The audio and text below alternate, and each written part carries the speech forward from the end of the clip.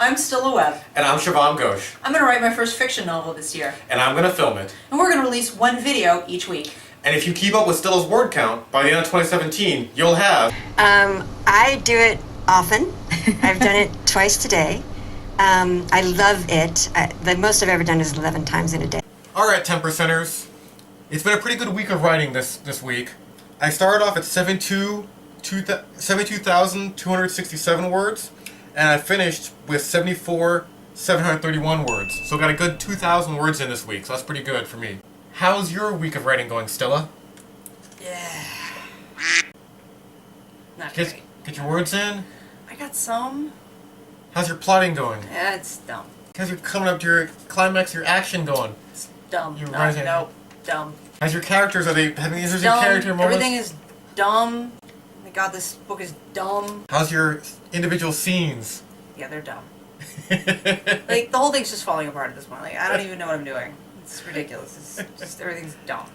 But surely your booster packs must be kicking off. No, nothing's happening. And the they're sitting on a plane.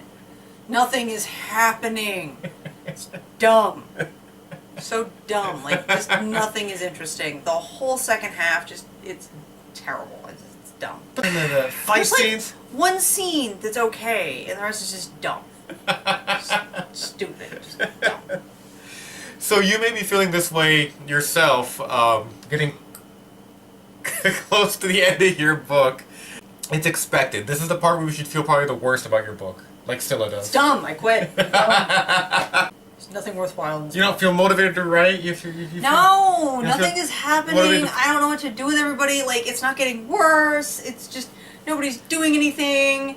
I can't get them from point A to point B. Like, the relationship things aren't working. Like, I'm not doing what I'm supposed to be doing. Like, we talked about how it was supposed to go up and then down, and then they're not doing it, and it's just bad. It's dumb. I hate this. It's stupid. Camp NaNoWriMo's, like, starts today. I'm not going to get anything written today. It's dumb. So luckily we have a sponsor this week that'll help with exactly that problem. This week we are sponsored by cocaine. Helping writers get to the boggy middle since 1800s. Oh, you know what? I think I got some ideas, yeah. Yeah. I think I know what I'm going to do next. Oh, wow, yeah, no, I can totally do this. I'll be right back.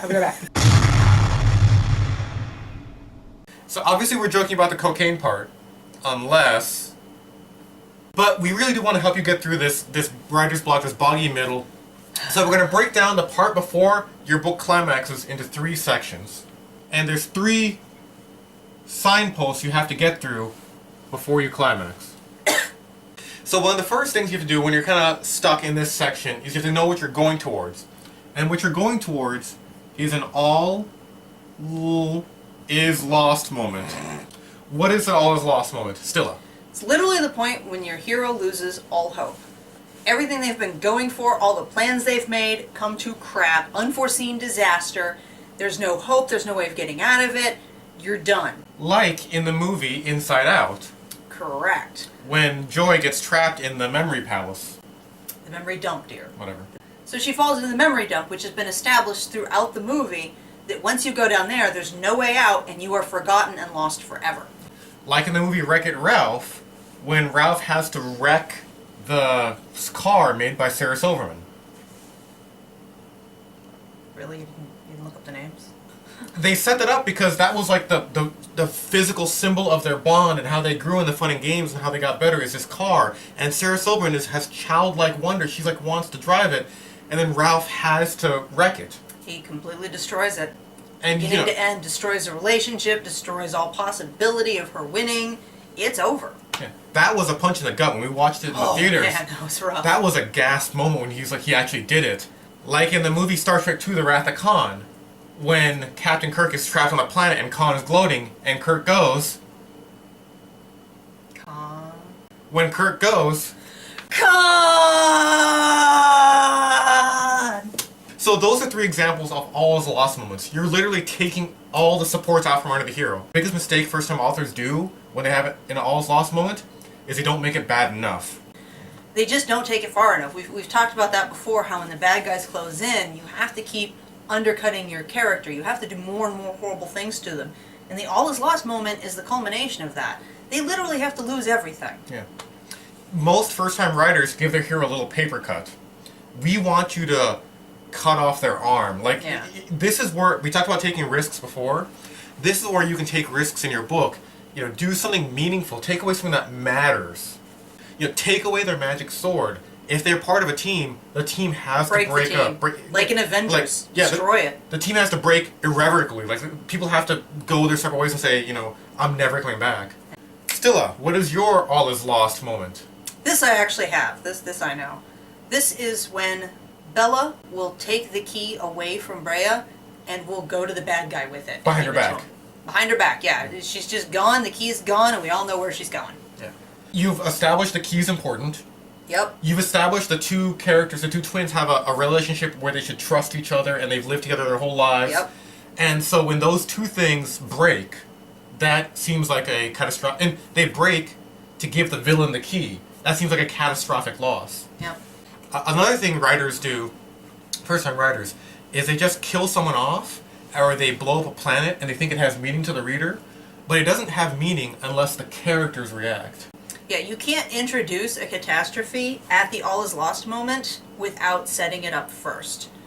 Well, also you can't blow up a planet that, you know, that people don't care about, right? Yeah. The thing that made Alderaan blowing up bad is seeing Princess Leia's reaction. Like, before, Alderaan was just a ball that we'd never been on. And that wasn't even the all is lost moment. Yeah.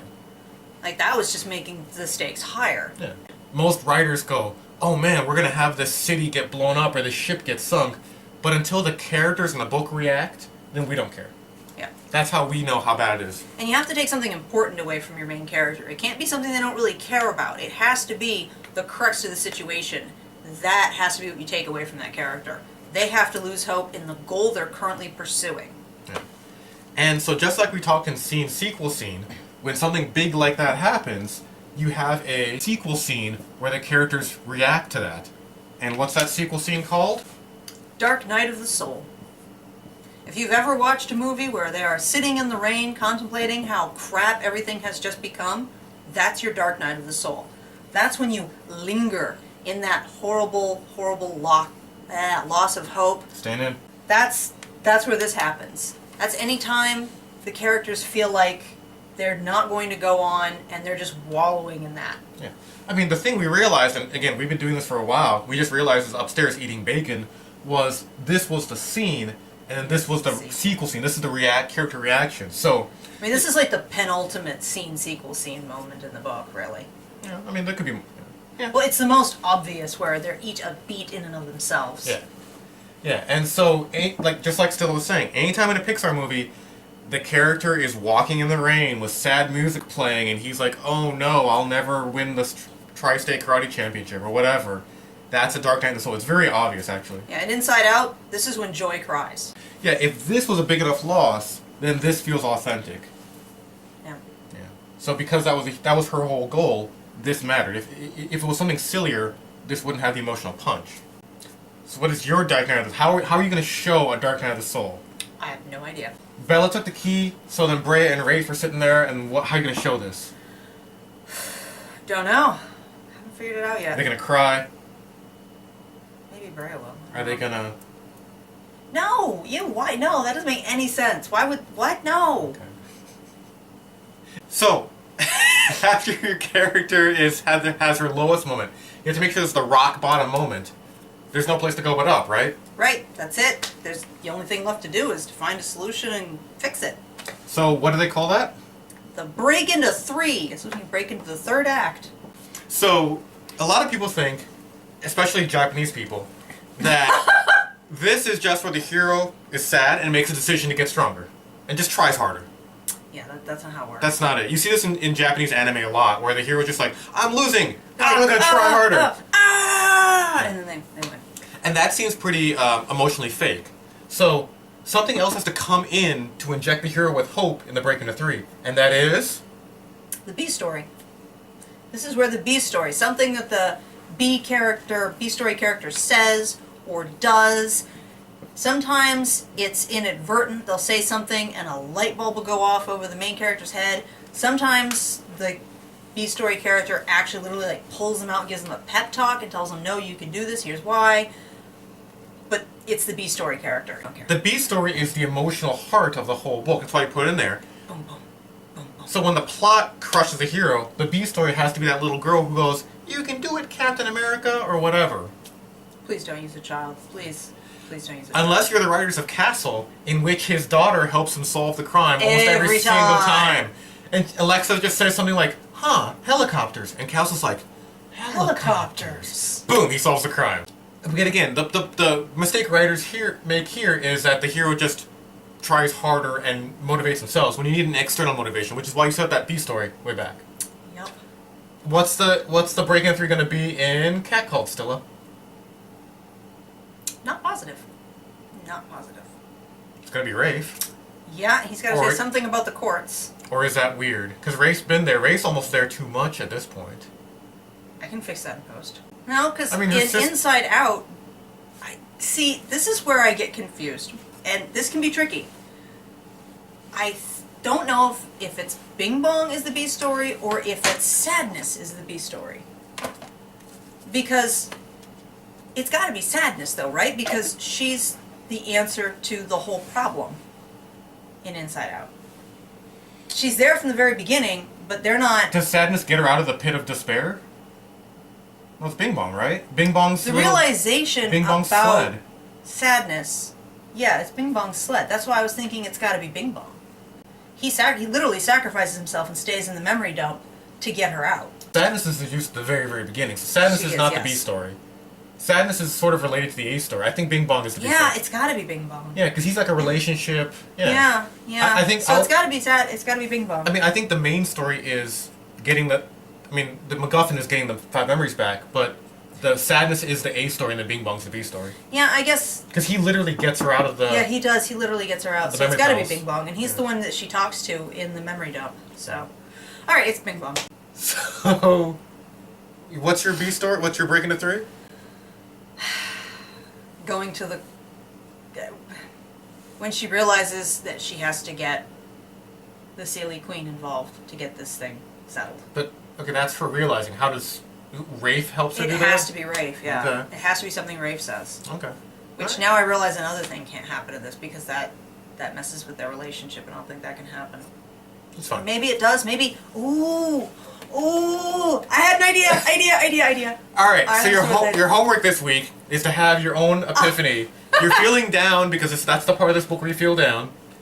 Make sure you have an all is lost moment where the hero gets crushed. Make sure they feel it in a sequel scene.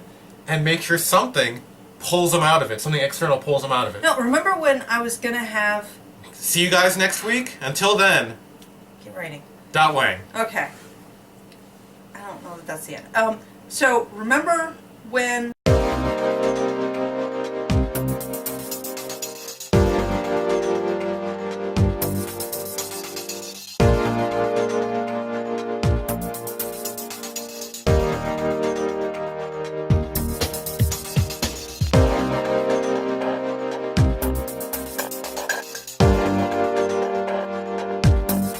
Cocaine.